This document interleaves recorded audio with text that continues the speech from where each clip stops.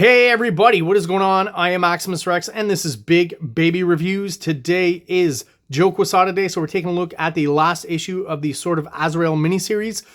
We're buttoning that one up today, and we're going to start right away with the cover and then move on to the actual issue. Let's just get right into it. So here's the cover as it appeared on the original issue, number 4. And I remember seeing this in the stores, and before I got this trade and read the storyline, knew exactly what was going on. A little bit confused, thinking that Joe Quesada was a bit off as an artist in that the shape of Batman here, quite literally not the athletic looking Batman that we're kind of used to. Still fairly muscular, but clearly a lot wider in the waist there. So was it some sort of Dark Knight Returns kind of interpretation, Batman being over the hill? Not exactly. As we saw last issue, Batman has been kidnapped by Leha, who is basically acting as the demon Biss, who is Azrael's kind of sworn enemy, and the Order of St. Dumas's sworn enemy. So that is who is represented here on the cover. But keeping it in silhouette like this, I think the idea is to keep the mystery there and keep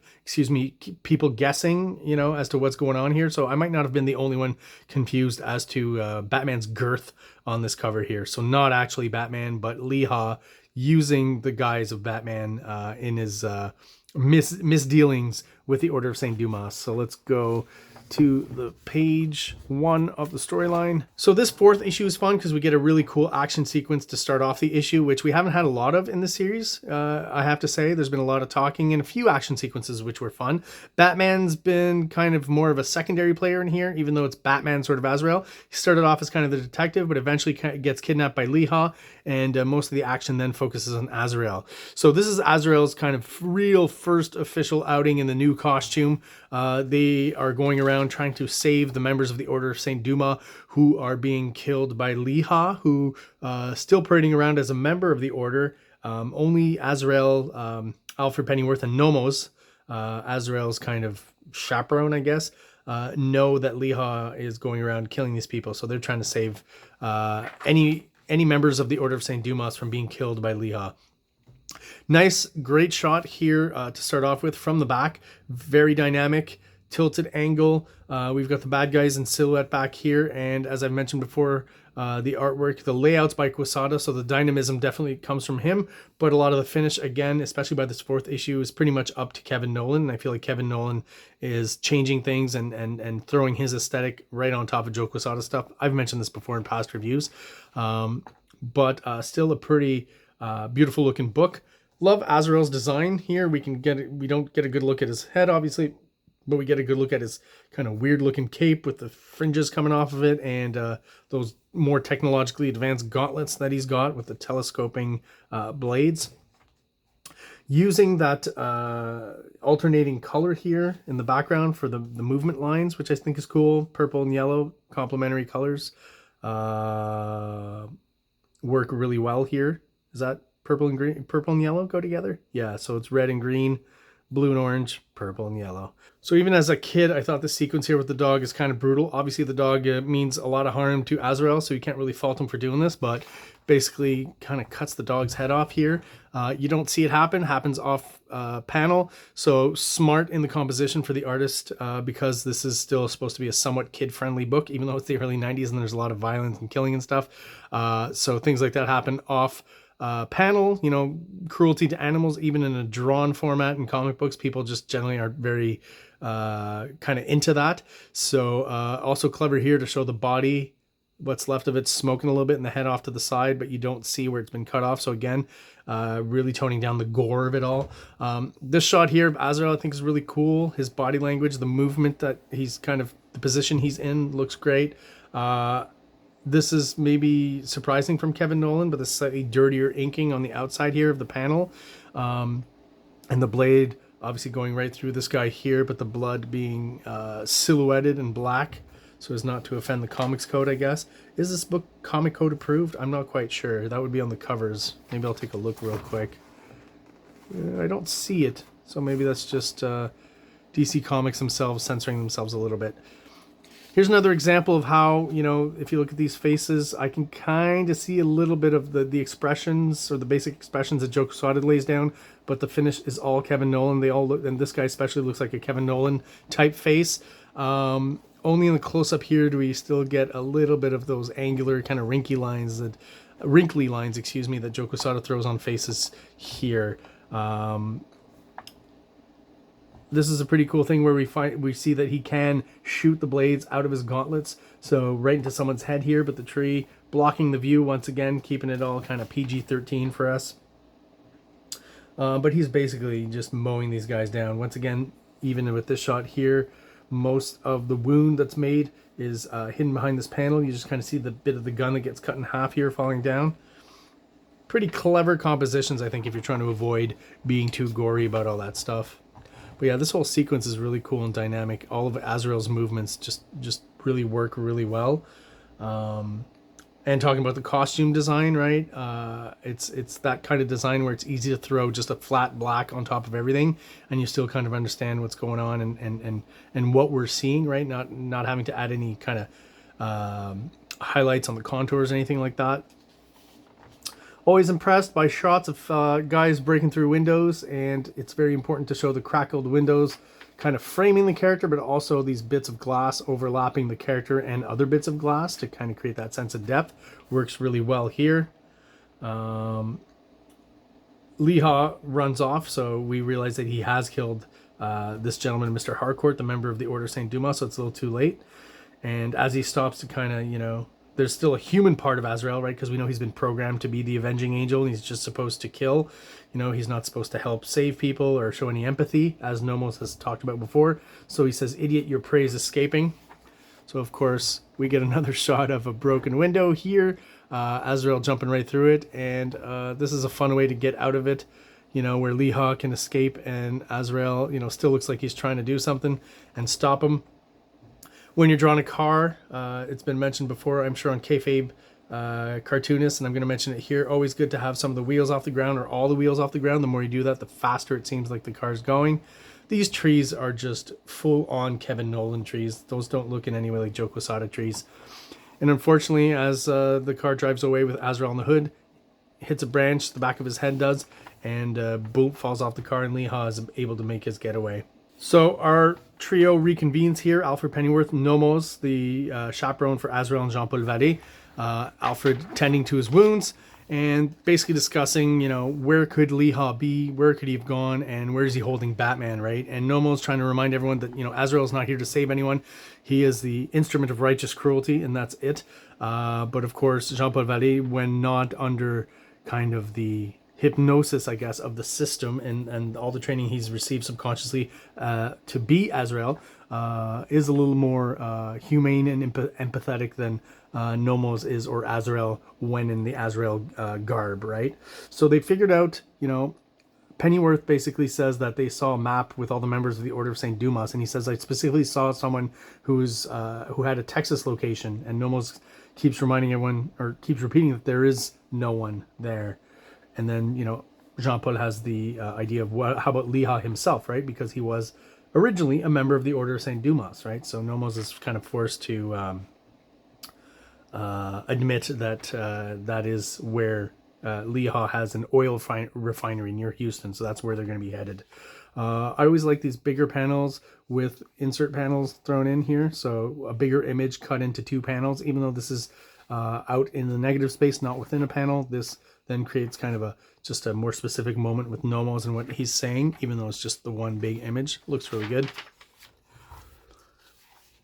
And again, I just, you know, I love Kevin Nolan. I love Joe Quesada, but I really feel like Kevin Nolan is just taken over here and kind of burying a lot of the Joe Quesada. I've said before that maybe Joe Quesada should just be credited as layout artist at this point, right? Even in the close-ups now, we're getting very little Joe Quesada, and this shot here kind of almost reminiscent, or slightly reminiscent, of the look of Batman in the animated series. So I don't know if there's a bit of an influence there on Nolan at this point, but I'm pretty sure the animated series was playing on TV by the time sort of Azrael came out, so it wouldn't surprise me. Always funny to see Liha here in the Batman costume, right? Slightly bigger face, just kind of a paunchy stomach, just like I talked about on the cover, right? Here's another shot that really, more detail, but definitely looks to me like the simplified kind of version of Bruce Wayne from the Batman animated series. So at this point, Lee Ha is pretty frustrated by Bruce Wayne / Batman, and he's telling him that I'm no longer interested in your secrets. I am interested in your life. So he wants to sacrifice Batman basically to his Lord Demon Biss. So Nomos, Azrael show up here. I always thought it's funny, and you'll see throughout this last issue that Jean-Paul Vallée has his glasses on, and he actually puts the helmet over top of the glasses. I think that's what we're going to see here, right? We don't actually see him putting it on, so we can assume he takes them off, but later you'll see that they're actually on under the helmet, which I thought was a weird kind of detail. Cool shot of him cutting through the fence here. And there's a framing element here that I'll mention just layout-wise that he's using pretty much all the way throughout here, where there's a border on each panel. Not quite sure why that is and why that was used. Does it make much of a difference? I'm not quite sure.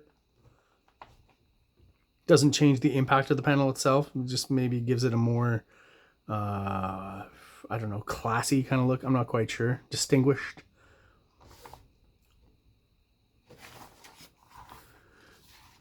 Of course, you know, Batman, as we know, not that easy to kill, right? So Lee Ha's going to kind of have to try harder if he wants to, you know, actually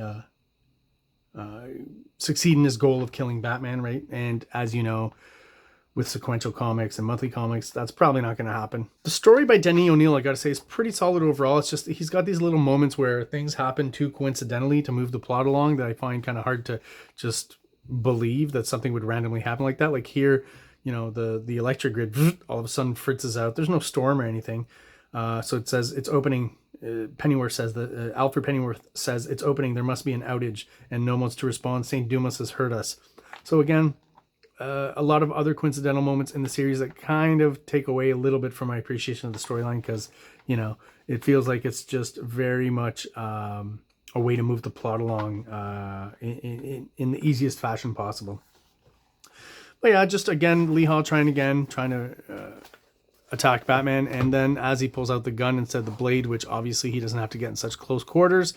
So we get this cool shot of Azrael once again, the cool money shot, you know, his black tunic and hood kind of fading into the shadows back there. So all we get are the eyes and the face markings on his mask there. Another shot of him shooting the gauntlets into Lee Ha and reminding us that the torch is still on here. So with all the oil kind of being released as Lee Ha shoots some of those tanks, I guess, from the reaction to the gauntlet cutting into him. You know, there's a fire that's going to be started, right? And of course, boom, here's where it happens. Now, very simply put, at this point, Nomos is like, now we watch Lee Ha burn and we get the hell out of here. But of course, Alfred's like, well, you know, my Master Bruce is kind of trapped there. So Azrael, please do something and help. And Nomos to, of course, repeat, Azrael does not rescue, Azrael avenges. Come, our work here is finished. And for the first time, Azrael goes against Nomos's wishes. No. So we understand at this point that there's a little bit of the Jean-Paul Vallée humanity left in him. Love this shot here with the silhouette up front and the tilted angle and the upshot at Azrael, looking up at Azrael. I think looks great. Of course, releases Bruce Wayne.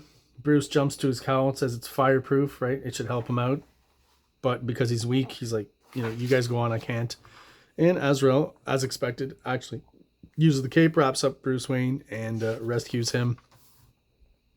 We get kind of a double page splash here, and the kind that I like, because even though we get the cool, you know, super awesome action image here, even though it's all in full silhouette, which I don't know if that's a deadline issue, does definitely help us separate the foreground from the background of the explosion. So I think it works well, and also makes it so he can get through these pages quicker, right? Deadlines and all. We see Lee Ha burning, and all these insert panels still give us quite a bit of storytelling all across this double page splash. So very successful, I think. And then boom, we're on the last page, and Nomos starts giving shit to Azrael. You disobeyed, you disgrace your mission as an angel of vengeance. And again, we just end with the sequence of, I am not an angel, I am a man. My name is Jean-Paul Vallée. That was my father's name too. So finally he remembers his name and remembers that that was his father's name as well. We get a look at the helmet without the hood, right? Get a little bit of reflective light here. So we realize that maybe the helmet actually isn't fully black, but maybe red as well. And this is the shot, like I said, that just seems kind of weird to me, because as he takes off his helmet, he's still wearing his glasses. You would think wearing glasses under a helmet, probably dangerous, you know, if you're getting hit and punched, that those glasses break your nose or some of the glass breaks and cut your eyes and stuff. But these are comic books, obviously, so we don't have to worry about that too much. Want to stop real quick on this original, character design sketch, I guess, done before the series by Joe Quesada, inked by Nolan as well. AZRAEL 2, as he's called, because of, his father obviously being AZRAEL 1. The design is pretty much already there, but what I feel like when I look at this drawing is, because it's early on, Nolan isn't throwing so much of his kind of aesthetic on top of this, so it does feel much more like Joe Quesada in the musculature, in the shading, and the textures and stuff. So I do kind of appreciate that. And again, that look of the helmet without the hood, I still think it looks pretty darn cool. And we've already gone through these covers right in the other review. So there you go, guys. That is my review of Sword of Azrael issue number 4 by Dennis O'Neil, Joe Quesada, and Kevin Nolan. If you're still watching and you are subscribed to the channel, I do appreciate your support. Thank you so much. If you are not, please subscribe below. It only takes a quick second for you, and it really helps the channel out, helps us grow, and helps get us out there to other people who are into comic books just like we are. So thank you so much for watching once again, guys, and have an awesome day. King Comics presents Big Baby, Volume 1, Issues 1 to 13, 204 pages of story and art. King Comics also presents Star Crasher one-shot, 32 pages, cosmic sci-fi surrealist adventure. You can find these fine comics at KINGCOMICS.CA, at MaximusRex13 on Instagram, or on Facebook, MaxRex or Big Baby. Like! Subscribe! Like! Subscribe!